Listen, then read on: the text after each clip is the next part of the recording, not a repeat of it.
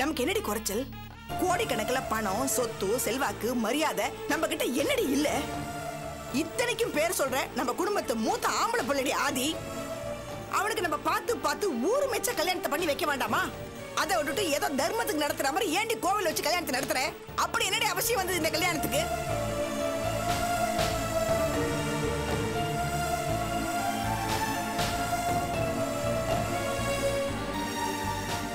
ஏய், நீங்க என்ன சின்ன குழந்தைங்களா? சின்ன சின்ன விஷயங்களுக்கு கூட பெரியவங்க கிட்ட மல்லு கட்டிட்டு நிப்பீங்க.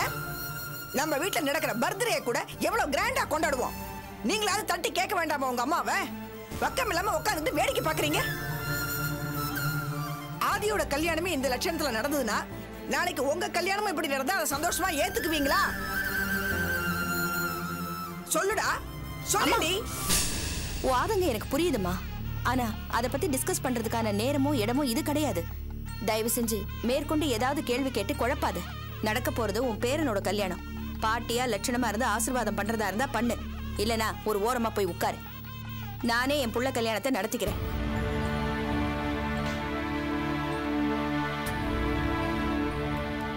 சமந்தி,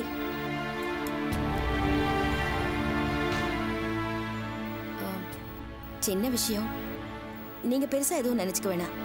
எல்லாம் தன்னால சரியாயிடும். நீங்க உங்க வேலையை பாருங்க. பரவாயில்லம்மா, வயசுல பெரியவங்க ஏதோ பேசிட்டு போறாங்க. நான் ஒன்னும் நினைச்சுக்கல. நீங்க உங்க வேலையை பாருங்கம்மா.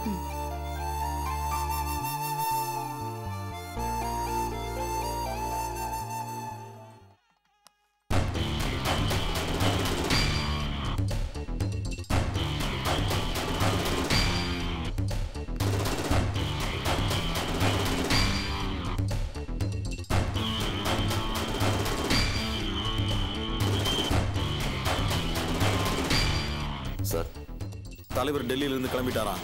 அவர் வந்துகிட்டு இருக்கதா தகவல் வந்தது. அவர் வரும்போது இங்க எந்த பிரச்சனையும் இருக்கக்கூடாது. ஒரு சின்ன சலசலப்பு கூட இருக்கக்கூடாது, தெரியுதா? சரி சார். எந்த அசம்பாவிதமும் நடக்காம நான் பாத்துக்கிறேன் சார். கல்யாணம் முடிகிற வரைக்கும் ஒரு ஈ காக்கா கூட உள்ள வரக்கூடாது. இது கோயில், சாமி கும்பிட வந்தா யார் வந்தாலும் உள்ள அலோவ் பண்ணாத. அது எப்படி சார்? இது கோவில். சாமி கும்பிட வர பக்தர்களை தடுத்தா ப்ராப்ளம் வரும் சார். யோ, நான் சொல்றதை நீ கேட்கலன்னா அதை விட பெரிய ப்ராப்ளம் ஆயிரும் சார். நான் சொல்றதை மட்டும் செய். இந்த எதிர்கேள்வி, வீண் சந்தேகங்கள்லாம் என்கிட்ட வேண்டாம். சாரி சார், நான் பாத்துக்கிறேன் சார்.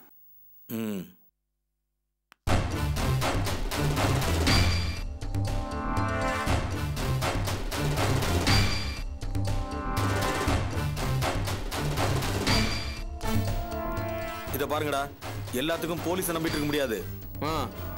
சமயத்துல அவங்க நம்மகிட்டே சட்டம் பேசி மேட்டரை கோட்டை விட்டுருவாங்க. நான் போலீஸை விட உங்களை தான் ரொம்ப நம்புறேன். சொல்லுங்கயா, என்ன பண்ணும்? இந்த கல்யாணத்துல ஒரு சின்ன சலசலப்பு கூட வந்துடக்கூடாது. எதை எதை எப்படி அடக்கணுமோ அதை அப்படி அடக்குங்க. நான் சொல்லணும்னு எதிர்பார்க்காதீங்க. பொறுப்பை உங்ககிட்ட ஒப்படைச்சிட்டேன். அதை நீங்க தான் பாத்துக்கணும்.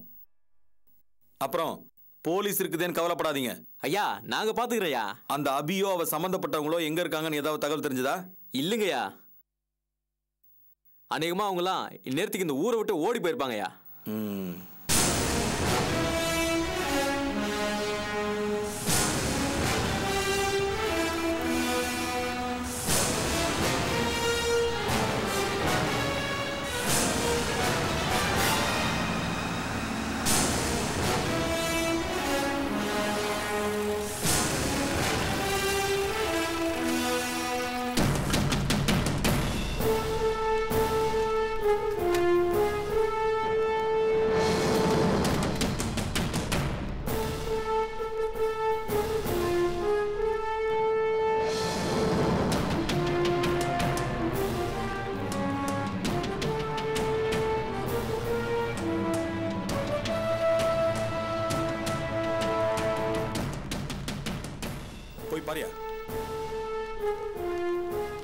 நில்லுங்க. என்ன வேணும் உங்களுக்கு? நீதி கிடைக்கும் வரை, நீதி கிடைக்கும் வரை, நீதி கிடைக்கும் வரை, நீதி கிடைக்கும் வரை, நீதி கிடைக்கும் வரை, நீதி கிடைக்கும் வரை. சொல்லுங்க, கேக்குறேன்ல. உங்களுக்கு தான் தெரியுமே, பராசக்தி பத்திரிகையோட ரிப்போர்ட்டர் நான். இவங்க எல்லாரும் பிரஸ் கிளப்பை சேர்ந்தவங்க. தமிழ்நாட்டு பத்திரிகையோட பிரதிநிதிகள் எல்லாரும். எதுக்காக இங்க இப்ப அனாவசியமா கூடி இருக்கீங்க? தயவு செஞ்சு எல்லாரும் கலைஞ்சு போயிடுங்க. எதுக்கு நாங்க கலைஞ்சு போனோம்? இன்னும் கொஞ்ச நேரத்துல பார்ட்டி பிரசிடென்ட் இங்க வராரு. அவர் வர்ற நேரத்துல அனாவசியமா கும்பல் கூடி சட்ட ஒழுங்கு பிரச்சனையை கொண்டு வராதீங்க. யார பார்த்து பேசுறோன்னு கொஞ்சம் புரிஞ்சு பேசுங்க சார். இங்க இருக்கிற எல்லாருமே வெவ்வேறு பத்திரிகையை சேர்ந்தவங்க. எல்லாரையும் பல சமயங்கள்ல பார்ட்டி பிரசிடென்ட் பார்த்திருக்காரு. தலைவர் விசிட் பண்ற இடங்கள்ல இந்த மாதிரி பத்திரிகைக்காரங்க வரத்த செய்வோம். வரக்கூடாதுன்னு சொல்றதுக்கு உங்களுக்கு எந்த உரிமையும் இல்ல. இங்க மினிஸ்டர் வீட்டு கல்யாணம் நடக்க போகுது. அது சம்பந்தமா தான் நாங்க இங்க வந்திருக்கோம். ஆதி உஷாங்கிற பொண்ணை காதலிச்சு கர்ப்பமாக்கி இப்ப கைவிட பாக்குறா. மினிஸ்டர் பொண்ணை கல்யாணம் பண்ணிக்க போறா. இது எல்லாத்துக்கும் இந்த மினிஸ்டரும் உடந்த. அதனாலதான் இதுக்கு நீதி கேட்டு நாங்க எல்லாரும் இங்க அசம்பிள் ஆயிருக்கோம். இங்க பாருங்க, நீதி கேட்டு நீங்க போக வேண்டிய இடம் கோர்ட். எங்களுக்கு தேவை உடனடியான நீதி. இப்ப கோர்ட்டுக்கு போறதுக்குலாம் அவகாசம் கிடையாது. சாரி. நான்சென்ஸ். இங்க கூட்டமா வந்து நின்னா நீதி கிடைச்சிருமா? தேவையில்லாம சீன் கிரியேட் பண்ணாதீங்க. மரியாதையா கலைஞ்சு போயிடுங்க.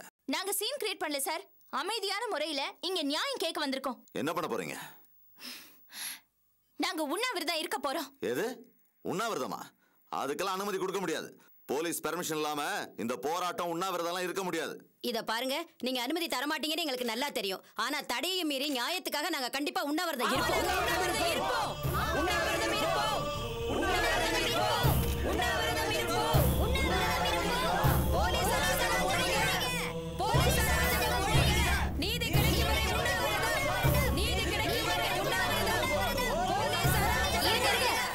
கொஞ்சம் இருங்க. பாத்தீங்களா சார், இவங்க எல்லாரும் மாதர் சங்கத்தை சேர்ந்தவங்க. நாங்க உண்ணாவிரதம் இருக்கிறத நீங்க தடுக்க முடியாது. நாங்க எதுக்கும் பயப்படுறதா இல்ல. பத்திரிகைக்காரங்களையும் மாதர் சங்கத்தையும் நீங்க சாதாரணமா நினைச்சு உங்க அடக்குமுறையை காட்ட நினைச்சீங்கன்னா அதோட விளைவுகளை நீங்க சந்திக்க வேண்டி வரும். நீதி கிடைக்கும் வரை, நீதி கிடைக்கும் வரை, நீதி கிடைக்கும் வரை போராடுவோம், போராடுவோம், போராடுவோம். கைது செய், கைது செய், அமைச்சரை கைது செய், கைது செய், கைது செய், அமைச்சரை கைது செய். போராடுவோம், போராடுவோம். நீதி கிடைக்கும் வரை போராடுவோம், போராடுவோம். நீதி கிடைக்கும் வரை போராடுவோம். போலீஸ் அராஜகம் ஒழிக, போலீஸ் அராஜகம் ஒழிக, போலீஸ் அராஜகம் ஒழிக. கைது செய், கைது செய், கைது செய், கைது செய், அமைச்சரை கைது செய், கைது செய், கைது செய், கைது செய், கைது செய். அமைச்சர் சங்கரபாண்டி பேசுறேன். நீதி கிடைக்கும் வரை, சரி நீதி கிடைக்கும் வரை சரி. கைது செய், கைது செய், அமைச்சரை கைது செய், கைது செய். என்னையா பண்ணிட்டு இருக்க? ஏன் கலாட்டா பண்ண வந்திருக்காங்க, அவங்ககிட்ட என்னையா பேச்சு பண்ணி கிடக்கு? இன்னும் 5 நிமிஷத்துல தலைவர் இங்க வந்துருவாரியா? நீ என்ன பண்ணுவ, ஏது பண்ணுவ, எப்படியாவது அவங்களை அப்புறப்படுத்தியா? போயா போ. டேய் நகரடா. நீதி கிடைக்கும் வரை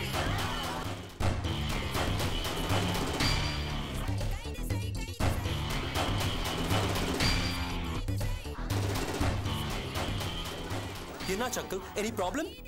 எஸ், ப்ராப்ளம் தான். அபி வந்திருக்கா, தனியா வரல. மாதர் சங்கத்து பொம்பளைகளையும் நிருபர்களையும் கூட்டு வந்து ஒரே கலாட்டா பண்றா. ஸ்கவுண்ட்ரோல்ஸ்.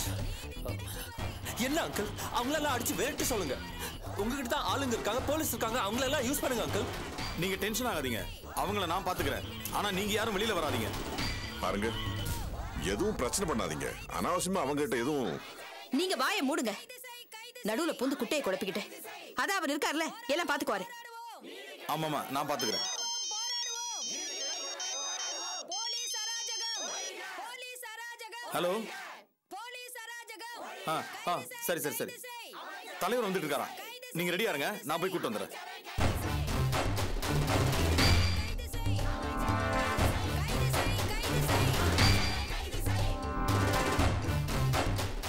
இங்க பாருங்க, பார்ட்டி பிரசிடென்ட் வர நேரமாச்சு. பிரச்சனை பண்ணாம ஒழுங்கா கலைஞ்சு போயிடுங்க. எங்களோட கோரிக்கையை தலைவர் முன்னாடி வைக்கணுங்கிறதுக்காக தான் நாங்க இங்க வந்திருக்கோம். எந்த காரணத்தை கொண்டும் இங்க இருந்து கலைஞ்சு போக முடியாது. வேண்டாம், என் பொறுமையை சோதிக்காதீங்க.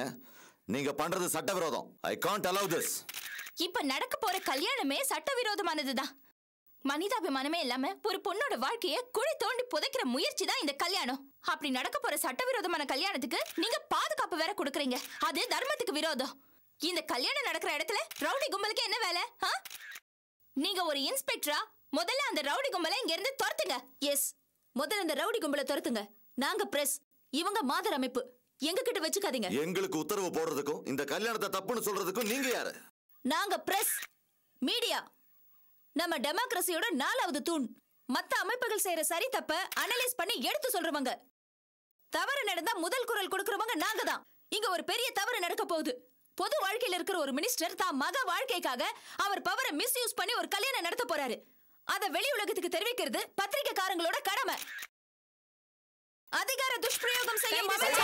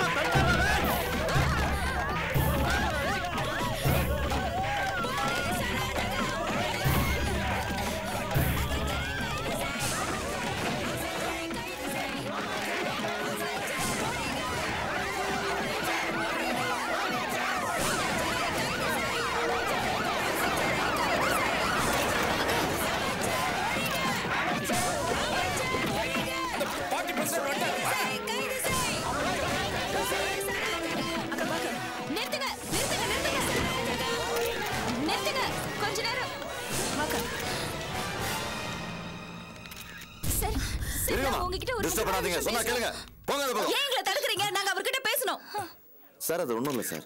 யார் இவங்கெல்லாம்? என்ன பிரச்சனை? இவங்க எல்லாம் பிரஸ்காரங்க சார். ஆமா சார், நான் பராசக்தி பத்திரிகையோட ரிப்போர்ட்டர். இவங்க எல்லாரும் பிரஸ் கிளப் சேர்ந்தவங்க. இந்த பெண்கள் எல்லாரும் பல்வேறு மாதர் சங்க அமைப்பை சேர்ந்தவங்க சார். என்ன இது? பிரஸ் பீப்பிள் மாதர் சங்கம் இவங்கிட்ட ஏன் ஃபோர்ஸ் யூஸ் பண்றீங்க? சார் அது இவங்க கலவரம் பண்ற மாதிரி. யோ ஸ்டாப் இட். எத்தனை பேரை பார்த்திருக்கேன். கலவரம் பண்றவங்க யாருன்னு தெரியாது எனக்கு. என்ன விஷயமா? தைரியமா கிட்ட சொல்லுங்க. சார், என் பேர் அபிநயா சார். என்னோட ஃப்ரெண்டு உஷாவை இப்போ இந்த மினிஸ்டர் சங்கர பாண்டியனோட பொண்ணு ரேகாவை கல்யாணம் பண்ணிக்க போற ஆதித்யா இருக்கான்ல, அவன் லவ் பண்ணி கர்ப்பமாக்கி இப்போ அந்த உஷாவை கைவிட்டுட்டான் சார். இந்த விஷயம் எல்லாமே இந்த மினிஸ்டருக்கு தெரியும் சார். தெரிஞ்சும் இவர் இந்த கல்யாணத்துக்கு ஏற்பாடு பண்ணிருக்காரு. அந்த உஷாவை போலீஸ் கஸ்டடியில வச்சிருக்காரு சார். தலைவரே, அதெல்லாம் ஒண்ணு இல்ல தலைவரே, நீங்க வாங்க. நீ கொஞ்சம் பேசாம இரு. நீங்க சொல்லுங்க. அது மட்டும் இல்ல சார், தன்னோட அதிகாரத்தை மிஸ்யூஸ் பண்ணி உஷாவோட அப்பா மேல கஞ்சா கேஸ் போட்டு அவரை உள்ள தள்ளி அரெஸ்ட் பண்ணி வச்சிருக்காரு சார். உஷாவை கொலை பண்றதுக்கு கூட முயற்சி பண்ணாரு சார் இவரு. நான் சொல்றது கேளுங்க தலைவரே. சார், எங்களுக்கு நியாயம் கிடைக்கிற வரைக்கும் எங்க பத்திரிகையில இவரை பத்தி தப்பா எழுததான் சார் செய்வோம். அது உங்க கட்சியை தான் சார் பாதிக்க செய்யும். ஐ அம் சாரி. சரி, இப்போ அந்த உஷா எங்க போலீஸ் இருக்காங்க? கஸ்டடியில இருக்கா சார். அந்த உஷா மேல என்ன எஃப்ஐஆர் போட்டிருக்கீங்க? இல்ல சார், இன்னும் எஃப்ஐஆர் போடல. யோ, பின்னதுக்கு அரெஸ்ட் பண்ண விளையாடுறியா? இல்ல சார், அது உடனே அந்த பொண்ணு இங்க வந்தாகணும். Okay sir. இதுல சம்பந்தப்பட்டவங்க யாருமா? நீ எங்க கூட சரி சார், நீ போயிட்டு வாக்கா. வாங்க, நான் போயிட்டு வந்துடுறேன்.